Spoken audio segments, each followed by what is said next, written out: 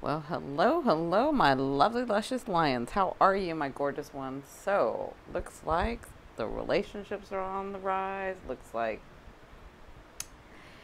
your everyday life is changing. I know things haven't been going your way. Some things have been stuck, and you've had a lot of delays, and maybe you've had to work really hard at some things. But that's all about the change for everybody, especially you guys. So, welcome, welcome, everyone. For those of you that don't know me, my name is Cindy. I am the modern day spiritual advisor. I use multiple modalities, including tarot and astrology and all kinds of stuff to help you on your path. So, my gorgeous ones, this is going to be a really short overview about what's going to be going on in the month of September. I know I have August 26th up because I just want to wrap up August. But so what I've done is, if you want the extended videos, I'm doing that so that you can support me. So because I want to do more videos on YouTube, and this will allow me the time to do more videos on YouTube. So the extended videos, this is where I'm going to give you like the aspects and go deep into there. This is just going to be an overview. So I'll have it in the icon right here, or description box down below. So let's get started. So August 26th, this next week, we have this full moon in Pisces. Let me switch screens, sorry. So we have this full moon in Pisces, and this is in the area of your shared resources. So this can be about manifesting, because Neptune and Pisces and the moon are all about manifesting. And full moons can be about letting go of what no longer serves you. But if you've already been doing that, if you've already been working on that, then if you have, because of this this south node, north node, this north node's been in your sign, Leo. So I know y'all are like trying to figure out what the hell you're doing, right? What the heck you're doing. Sorry, I cursed. Mercury had been retrograde, so you had some miscommunication, but you've been working on letting go of what no longer serves you and really looking at what you want to do next and where you want to go from here, right? So this new moon or full moon can be about fate, destiny stepping in. Remember what I've said about if you have room in your energetic field, then your abundance can come in, right? Then you have room. And so this can actually turn into fate, destiny, manifestation coming in, right? So that's on the 26th. On the 28th, where Mars goes direct. And so for you guys, I know there's been a lot of delays. There's been a lot of control issues. You may be having controls with your relationships and how you're going to do that and who's going what. And then whatever was happening in mid-May, you're going to kind of close out whatever that big thing that was happening for you that you've had to work really hard at. And it could be in your personal life, could be in your work life, but it could be in your personal life, because this is the area for you. So that's going to begin to close out by the end of September and into October. And then by the 6th, so that's wrapping up August. So by the 6th, so on the 6th, Saturn goes direct. Again, you've probably had a lot of delays. You've had to work really hard. Either in your work life or in your personal life. Maybe a lot of things were going on and you were sort of getting overwhelmed. This has to do with your control, because Saturn has your hopes and dreams, right?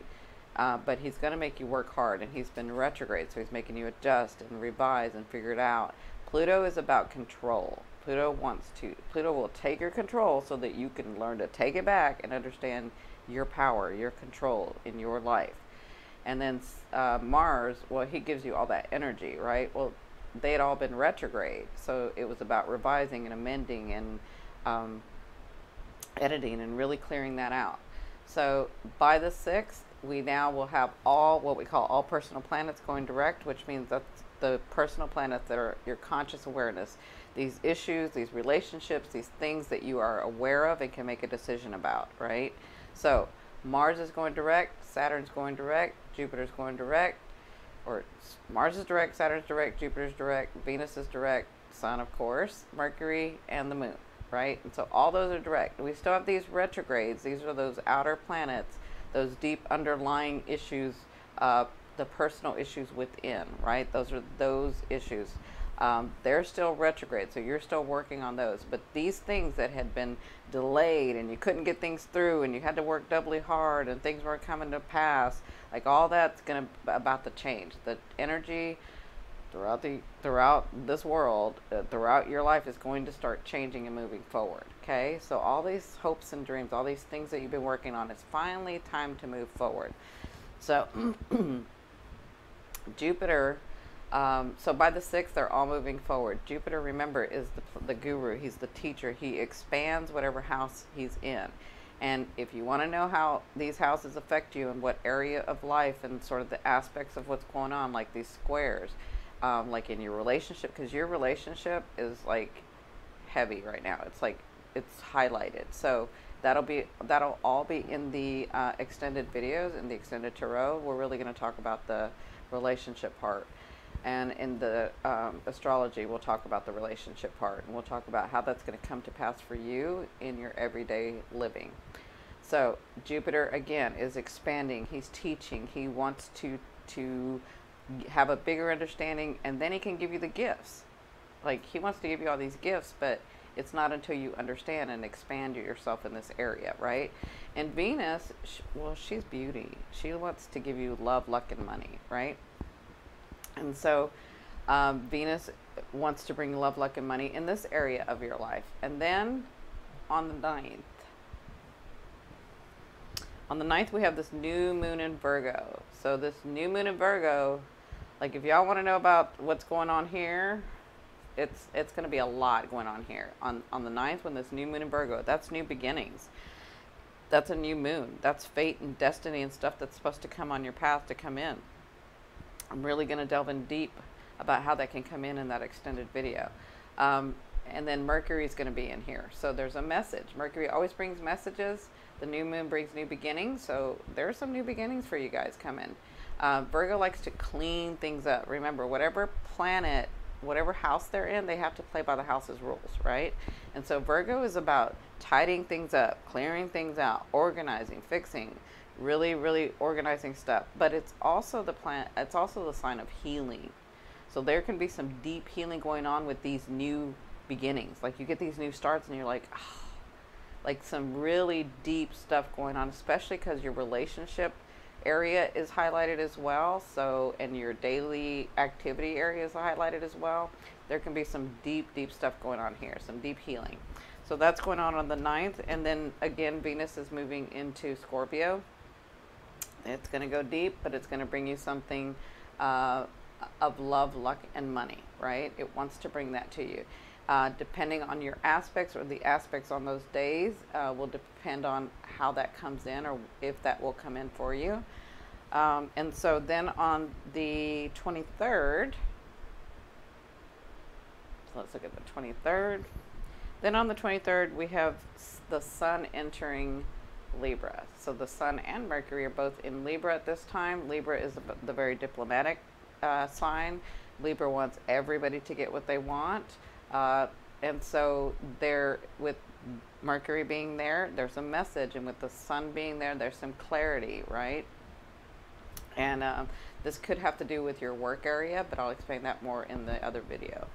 And so then on the 25th, we have this full moon in Aries, right? And so this full moon in Aries, there's going to be some deep healing and understanding and letting go for you guys. It's about really taking your understanding about how much you matter in this world. That's what I'm feeling. Like, they're like, is because you Leos are so giving and so loving and so generous. You're very generous, very giving, very loving. And you'll spend all kinds of money on people. You'll do opulence around you. But then, like, the real soul heart stuff, like when you need help, or you want help, or you just want somebody to be there with you, you won't say it. Like, you won't stand up for yourself and say it. And so you needed to understand your worthiness. And this is what this year has been about for you, understanding who you are and that you matter just as much as everybody else. Yes, I know you have the ego side where, yes, I'm the ruler and I'm the leader and whatever, but that deeper kind of stuff, that's what this is about. This is about really understanding who you are. And so look for that on the 25th. Then this last thing is on the either on the 28th, 29th, or 30th, depending on where you live in the world. When Venus and Jupiter come together, these are life-changing things that can happen. Trust me, they both want to bring you beautiful, lovely, physical, gorgeous relationship things, right? So they bring you things and relationships. Like they bring you these beautiful, big life-changing things when they come together, right? And so I was looking to see when they would come together. This is as close as they're going to be in September before Venus moves retrograde into here. And then I'll talk about it in the extended video what can happen when that happens. But so on these 3 days, wherever you live in the world, pay attention, because you're going to get a sneak peek almost, because it's like these two are talking to each other and they're trying to give you something. But it, you know, when you're on the phone with somebody and you kind of get every third word, and so you kind of hear the message, but you could have misconstrued the message. Like, yeah, maybe I got it. Like, and you're trying to work together to get the message. That's kind of what's going on with these two. And so these two are going to give you a sneak peek or an inclination of what's going to be coming in November and December. So pay attention on those days. Okay. So that's all I'll say about that. Let's move into your tarot reading. And you guys got some good stuff coming. Like I'm telling you, look, you have the Lovers. Like your love life is highlighted. And I want to really go over that in the extended video. So in your first position, this is you in the month of September. This is you sitting pretty. So you are really comfortable either with your relationships or with your work, because I feel like a lot of you it's with your work or with yourself. The Ten of Cups is about feeling comfy and cozy and comfortable and achieving some things, like where you're like, okay, I'm actually enjoying myself, right? But you're good at that, Leo. You know how to like you know how to really enjoy the now. Like Geminis know how to be in the now. You know how to enjoy the now.